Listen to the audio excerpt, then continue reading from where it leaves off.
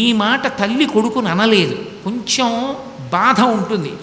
ఆ మాట అనలేక నువ్వు పండాలని చెప్పడానికి నీ కథ కంచి కన్న దాంట్లో నీ తీసేసి కథ కంచికి మనం ఇంటికి అని తను చెప్పిన కథ కంచికి వెళ్ళినట్టు నీ కథ కంచికి వెళ్ళాలని ఆశీర్వచనం. పండడమే ప్రధానం. ఈ దేశంలో ఎవరిని ఎండమని అడగరు, పండమని అడుగుతారు.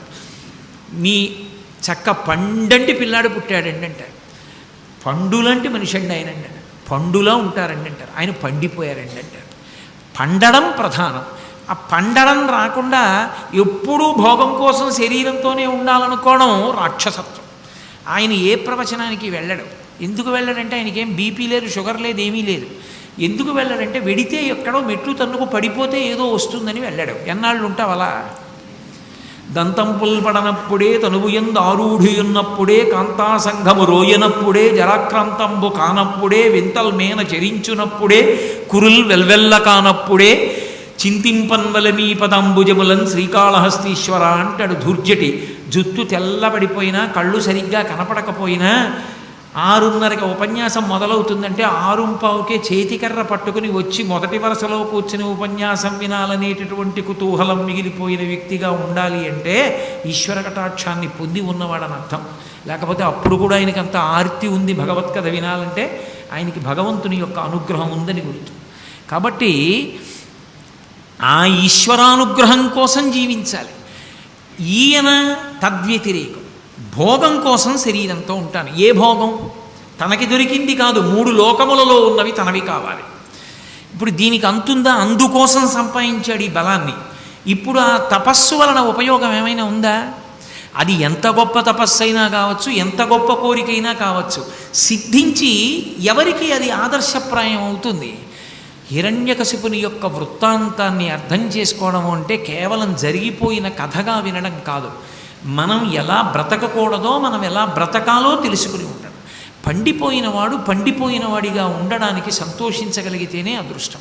ఒక వస్తువు తినలేకపోయాడు అనుకోండి, వృద్ధాప్యం వచ్చి ఎన్ని ఏళ్ళు తిన్నాను? 50 ఏళ్ళు తిన్నాను. నీకెంతరా? 20 ఏళ్ళు గట్టిగా బొడ్డూడి నువ్వు తినడం మొదలెట్టి 14 ఏళ్ళు అయింది. 6 ఏళ్ల వరకు నువ్వు తినలేదు. నేను 60 ఏళ్ళు తిన్నాను రా, ఇంకా ఏం తింటాను? ఇంకా నీ తింటే మిగిలిన వాళ్ళకి ఎక్కడ ఉంటాయి? ఈశ్వరుడు వద్దులేరా అన్నాడు. అందుకే దంతాలు లేవు, తినడం మానేశాను అన్నాడు అనుకోండి. తృప్తి. నా కర్మ జంతికలు తినలేకపోతున్నాడు అనుకోండి, వాడి ఏడు. జీవితం తృప్తితో ఉంటేనే పండుతుంది. తృప్తి లేని జీవితం ఎన్నటికీ పండదు. శరీరము వికారములను పొందుతున్నప్పుడు ఆ వికారము వెనక మనిషి తృప్తిని అలవాటు చేసుకోవడం కూడా నేర్చుకుంటే పండడం ప్రారంభమవుతుంది. పండడం ఒక్క క్షణంలో పండదు, చాలా సమయం తీసుకుంటుంది పండడానికి. ఒక పిండె పండవడానికి చాలా సమయం పడుతుంది. ఒక జీవితం పండడానికి ఎంతో అన్వయం చేసుకోవలసి ఉంటుంది. అందుకే కోరాడు ఆయన. అన్నాడు, ఇచ్చాను. అంతేకాదు 3 లోకములను నేను గెలవగలగాలి, ఇచ్చాను. నాకు ఎదురు తిరిగి నిలబడగలిగిన వాడు ఉండకూడదు, దేవతలు కూడా నాకు వశవర్తులు కావాలి, ఇచ్చాను. చాలా సంతోషం, నీకో నమస్కారం. అన్నీ ఇచ్చాను, కానీ కశ్యపపుత్ర ఒక్క మాట చెప్తాను, నువ్వు అడగకపోయినా. ఇన్ని వరాలు పూర్వం నేను ఎవరికి ఇవ్వలేదు, ఇప్పుడు నీకే ఇచ్చాను. ఇన్ని వరాలు ఉన్నందుకు వినయం నేర్చుకో. ఇన్ని వరాలు ఉన్నందుకు అహంకారం నేర్చుకుంటే నువ్వు లోకాలు కూడా పాడైపోతాయని గుర్తుపెట్టుకో. ఇది హిరణ్యకశిపునికే కాదు, ఎవరైనా జ్ఞాపకం పెట్టుకోవలసినటువంటి విశేషం. పరమేశ్వరుని యొక్క సృష్టిలో ఉన్న గొప్పతనం ఏంటంటే పనికి మాలిన వాడిగా ఎవ్వరినీ ఆయన సృజించడు. ప్రతి వాణి యందు ఏదో ఒక విభూతిని ఉంచుతాడు ఆయన. అందుకే మీరు చూడండి, శ్రీరామాయణం 24,000 శ్లోకాలలో రామచంద్రమూర్తి నువ్వు పనికి మాలిన వాడివి అని ఎవ్వరినీ అనడం. ప్రతి వాడిలో పనికొచ్చేది ఏదో ఒకటి ఉంటుంది ఆయనకి. ఈశ్వరుడు అలాగే సృష్టిస్తాడు సమస్త ప్రాణులను. అన్ని ప్రాణులను అలా సృష్టించినప్పుడు నీకు ఈశ్వరుడు ఏ విభూతినిచ్చాడో ఆ విభూతిని మళ్ళీ ఈశ్వరుడికి నైవేద్యం పెట్టేసేటప్పుడు పరమ వినయంతో నైవేద్యం పెట్టాలి తప్ప ఇది నాదని అహంకరిస్తే ఏ విభూతిని ఈశ్వరుడిచ్చాడో అది ఆ పరమేశ్వరుని యొక్క ఆగ్రహానికి కారణమవుతుంది. నాకు ఎవరో ఓ పెద్ద ఇల్లు ఇచ్చి, అయ్యో కోటేశ్వరరావు ఇందులో ఉండండి, మేము ఎలాగో అమెరికా వెళ్ళిపోతున్నాం అన్నారనుకోండి, అంటే నేను ఆ ఇంట్లో ఉండి ఫలానా వారి ఇల్లండి, పాపం వారు అమెరికాలో ఉన్నారు, నన్ను ఉండమన్నారు, నేను ఉంటున్నాను, లేకపోతే ఇంత పెద్ద ఇంట్లో నేను ఎక్కడ ఉంటానండి, అద్దె ఇవ్వగలనా అన్నాను అనుకోండి. ఆయన ఒక 3 ఏళ్ళు పోయిన తర్వాత తిరిగి వచ్చినప్పుడు మీ ఇల్లు పాప ఆయన ఎప్పుడు చెప్తుంటారండి, ఇల్లు ఇచ్చారని అన్నారు అనుకోండి, ఆయన సంతోషపడిపోయి వెళ్ళిపోతాడు. ఆ పెరట్లో కాసిన జామకాయలు ఇస్తే.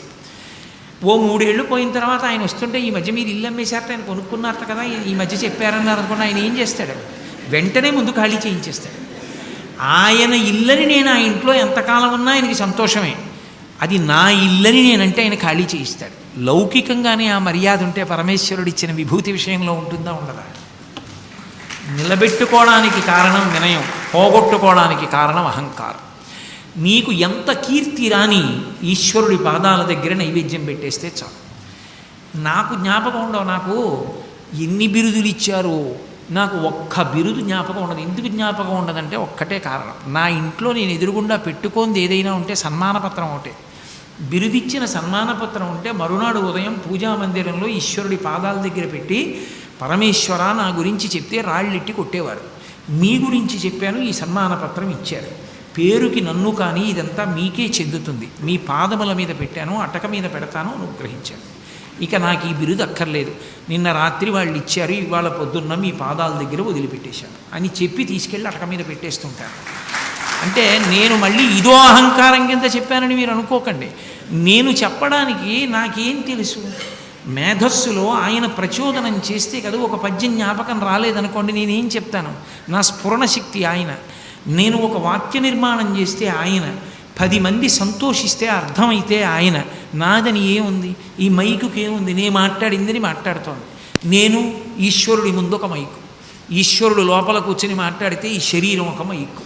12 స్కంధాలు ఆంధ్రీకరించిన పోతన గారు పలికెడిది భాగవతమట పలికించు విభుండు రామభద్రుండట, నే పలికిన భవహరమగునట పలికెద వీరుండుగాధ పలుకగనేలా అన్నారు.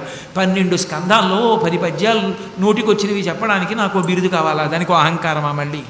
కాబట్టి శరీరముతో ఉండడం అన్నది దేనికి అంటే వినయంతో జీవించడానికి తప్ప, శరీరముతో ఉండి భోగానుభవం కోరుకుంటే ఆ అహంకారమే వెర్రితలలు వేయిస్తుంది. అదే హిరణ్యకశిపుడి విషయంలో జరిగింది. ఏది బ్రహ్మగారు వద్దని పరాకు చెప్పాడో ఆయన ఇలా హంసవాహనం ఎక్కి తుర్రుమని వెళ్ళిపోయాడు. ఈయన వెంటనే గుండెలు తెరిచాడు, ఇంటికి వెళ్ళాడు, సైన్యాన్నంతటినీ సమాయత్తం చేశాడు, అన్ని లోకాలకి బయలుదేరాడు. ఎవరు యుద్ధం చేస్తారు? ఎందుకు చేస్తారు? వాళ్ళకి తెలియదా బ్రహ్మగారు వరం ఇచ్చారని? యుద్ధం చేస్తే చచ్చిపోతామని తెలుసుగా. దిక్పాలకులు కూడా యుద్ధం చేయలేదు, అందరూ వశవర్తులయ్యారు. అందరూ వశవర్తులైతే దోషమేం లేదు.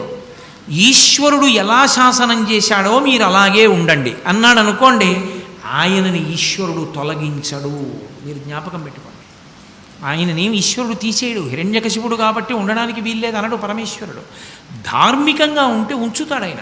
విభీషణుడికి చిరంజీవిత్వాన్ని ఇవ్వలేదండి, లంకారాజ్యానికి ఇస్తాడు ఈశ్వరుడు, ఇవ్వగలడు ఆయన. కానీ దేనికి తీసేస్తాడంటే ఈశ్వర శాసనానికి వ్యతిరేకంగా బ్రతికితే. రావణాసురుడిని ఎందుకు చంపేశాడు రాముడు? ఒక్క కారణానికే. సముద్రము దగ్గరికి వెళ్ళి నిలబడితే అందులో కెరటములు రావడానికి వీల్లేదు, ఆగిపోండి అంటే ఆగిపోవాలంతే. అంటే పరమేశ్వర శాసనానికి వ్యతిరేకంగా ప్రవర్తిస్తాడు. హిరణ్యకశిపుడు రోహిణీ కార్తిలో బయటికి వస్తే సూర్యుడు ప్రకాశించడానికి వీల్లేదు.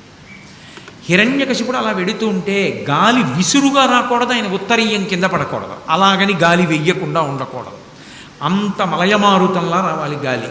పంచభూతములను శాసించి వశవర్తుల్ని చేసుకున్నాడు. వేదము యొక్క ప్రమాణాన్ని తిప్పాడు. భగవంతుడికి దేవతలకి హవిస్సులు ఇస్తాం యజ్ఞం చేస్తే. యజ్ఞం చెయ్యండి, హవిస్సు వాళ్ళకి కాదు నాకే, నా పేరు మీదే హవిస్సులు ఉండాలి.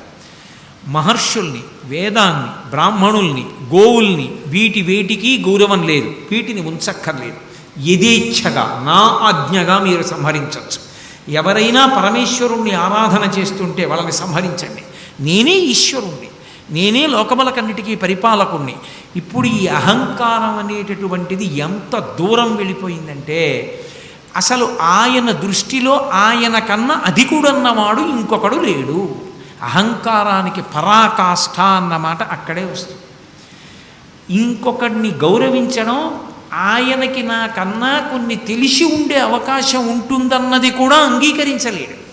ఎప్పుడూ ఎవరైనా తనకన్నా తక్కువ వాళ్ళే. ఈ అహంకారం అత్యంత ప్రమాదకరం.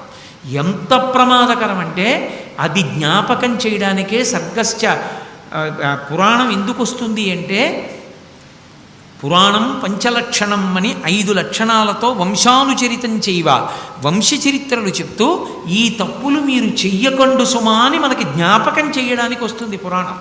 అందుకని దాన్ని చెప్పుకుని తలుచుకుని మళ్ళీ మన జీవితాన్ని మనం సంస్కరించుకుంటూ ఉంటాం. కాబట్టి ఇప్పుడు వెళ్ళాడు, లోకములన్నింటినీ కూడా తన వశవర్తుల్ని చేసుకున్నాడు, విశేషమైనటువంటి భోగాలు అనుభవిస్తున్నాడు. ఆయనకి నచ్చితే ఉంచుతాడు, ఆయనకి నచ్చకపోతే సంహారం చేస్తాడు. ఆయనకి ఒక గంధర్వుడు గానం చేస్తే నచ్చిందనుకోండి ఓ హారం ఇస్తాడు, ఆయనకి నచ్చలేదనుకోండి చంపేస్తాడు. అందుకే ఎన్ని గణములను సంహరించాడు. గణములంటే సమూహములు, ఎన్ని సమూహములను తనకి వశవర్తులైనా కూడా సంహరించాడు. ఇంత భయంకరంగా నడుస్తోంది హిరణ్యకశిపుని యొక్క రాజ్యం, ఆయన ఉద్ధతి. దేవతలందరూ కూడా శ్రీ మహావిష్ణువుని గూర్చి ప్రార్థన చేశారు. ఎందుకని స్థితికారుడు ఆయన, ఆయన మళ్ళీ రక్షించవలసిన వాడు. అందుకని ఆయన గురించి ప్రార్థన చేస్తారు. దేవతలకెందుకు మధ్యలో? ఏ మనుష్యులు చేయని ప్రార్థన దేవతలు ఎందుకు చేస్తూ ఉండాలి అంటే, దేవతలు అంటే దివ్ ప్రకాశం, వాళ్ళకు ఒక లక్షణం ఉంటుంది. వాళ్ళకి అన్నం దొరకాలంటే మనుష్యుల యొక్క ధర్మం వలన వాళ్ళకి అన్నం దొరుకుతుంది, లేకపోతే వాళ్ళకి అన్నం ఉండదు. దేవతలు మనం ఇచ్చిన హవిస్సు తింటారు. మనం యజ్ఞం చేసి హవిస్సు ఇస్తే దేవతలు తింటారు. దేవతలకు ఒక లక్షణం ఉంటుంది, వాళ్ళకి ఏదైనా పెట్టినా స్తోత్రం చేసినా ప్రసన్నులై వాళ్ళు కోరికలు తీరుస్తారు.